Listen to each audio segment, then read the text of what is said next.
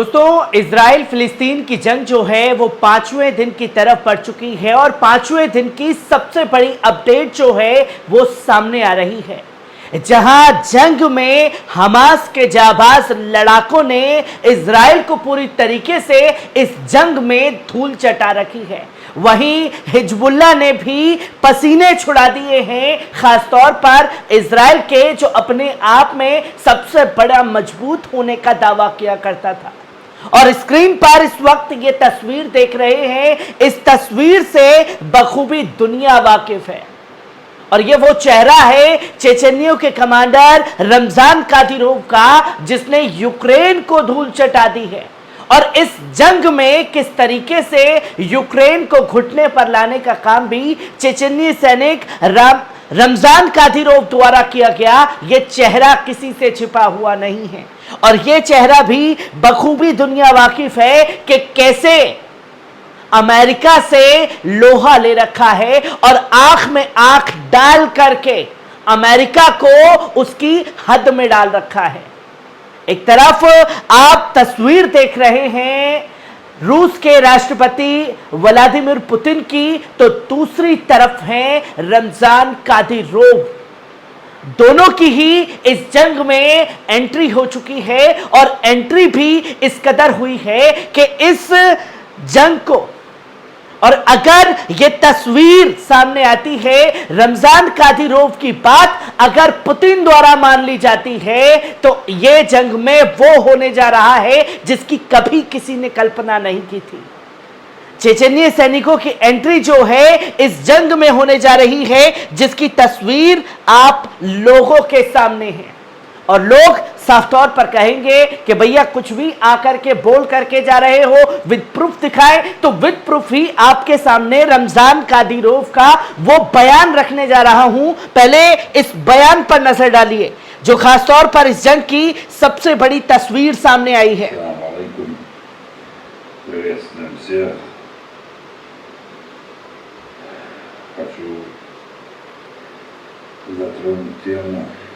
который сегодня происходит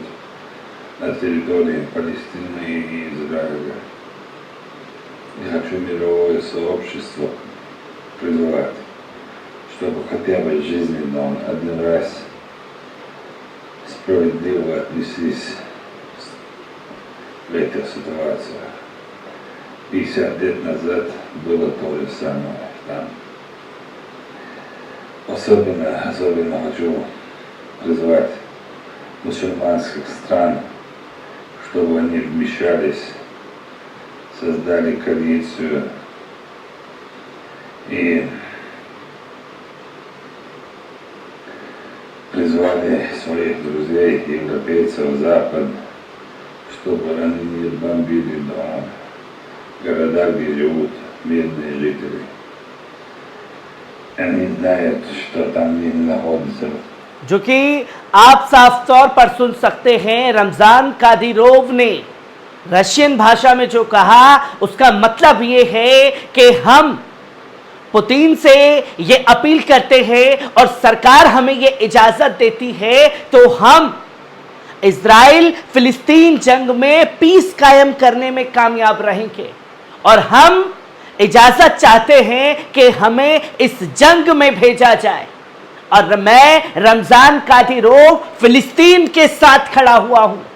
क्योंकि जिस तरीके से मजलूम फिलिस्तीनियों के ऊपर मिसाइलें दागी जा रही हैं, इजराइल द्वारा वो बर्दाश्त नहीं किया जा सकता। और अगर आप मजलूम फिलिस्तीनियों की जो ऊपर जुल्म ढाया जा रहा है उसे नजरअंदाज कर सकते हैं तो ठीक है करिए, पर कोई भी मुसलमान मस्जिद अल अक्सा के ऊपर हमला बर्दाश्त नहीं करेगा। जहां हम सजदा करते हैं उस जगह पर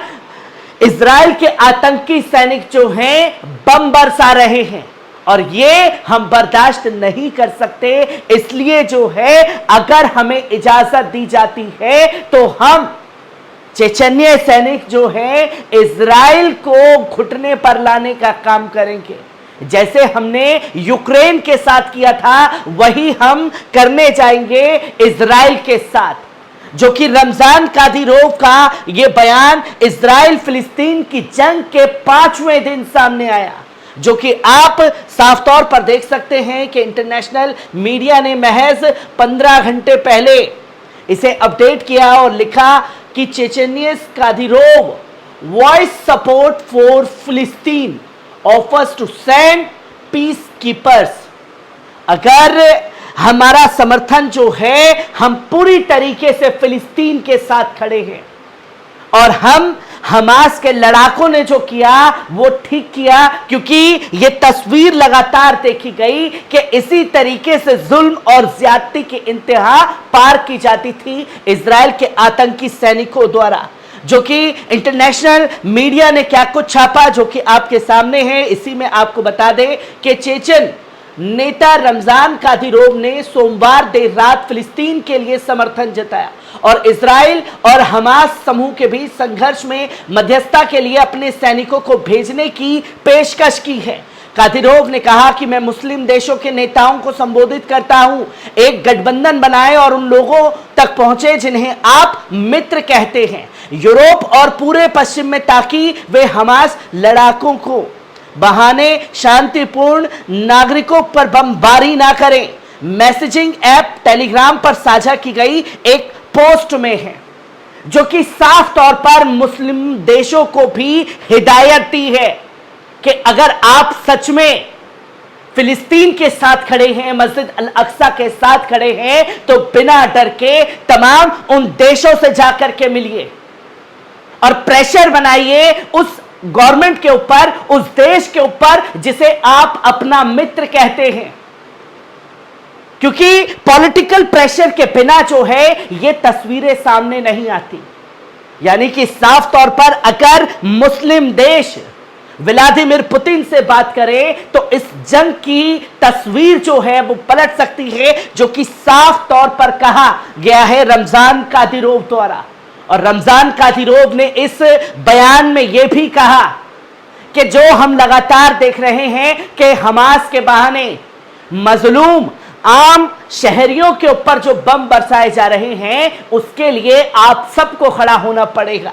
जहां हम फिलिस्तीन का समर्थन करते हैं और हम इस युद्ध के खिलाफ हैं जो अन्य संघर्षों के विपरीत किसी संघर्ष में बदल सकता है। उन्होंने आगे कहा कि आवश्यक हो तो हमारी इकाइयां व्यवस्था बहाल करने और किसी उपद्रवियों को मुकाबला करने के लिए शांति सेना रूप में कार्य करने के लिए तैयार है। चेचन नेता की टिप्पणी के बारे में मंगलवार को पूछे जाने पर क्रेमलिन के प्रवक्ता दमित्री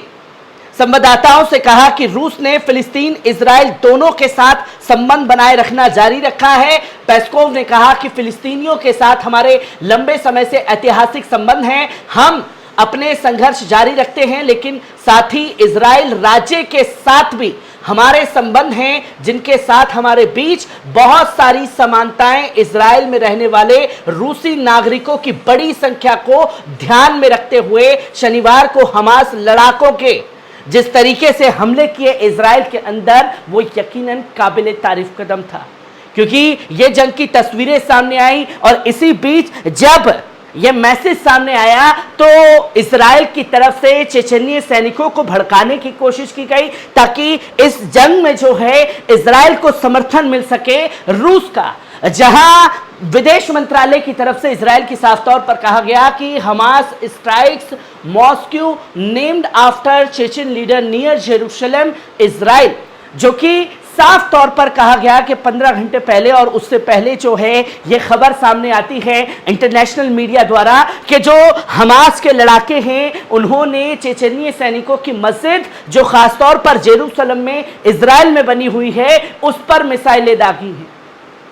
जिसके बाद यह भड़काने की कोशिश थी पर उसका असर बेअसर रहा, जो कि इस जंग में रमजान कादिरोव का खुल करके बयान सामने आया। और यह तस्वीर आप साफ तौर पर देख सकते हैं कि इसे इजराइल के विदेश मंत्रालय द्वारा शेयर किया गया, बताया गया कि देखिए ऐसे जो है यह हमला किया गया और यहीं इजराइल ने शनिवार को औपचारिक रूप से हमास के खिलाफ युद्ध की घोषणा कर दी, जब उसने देश के खिलाफ अभूतपूर्व हमला शुरू किया। परिणाम स्वरूप तक 1200 से अधिक लोग तेल अवीव में। रूस दूतावास ने सोमवार को कहा कि हमले के बाद से कम रूसी नागरिक मारे गए हैं और 4 लापता हैं। रूस ने इजरायली फिलिस्तीन बलों के शत्रुता समाप्त करने के लिए कहा। फिलिस्तीन और इजरायली पक्षों से तुरंत युद्ध विराम करने को कहा, जिसकी तस्वीरें लगातार सामने आ रही हैं।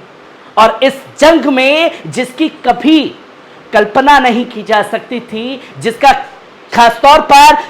बेंजामिन नेतन्याहू को अंदाजा नहीं था, वो तस्वीर अब दुनिया के सामने आ चुकी है।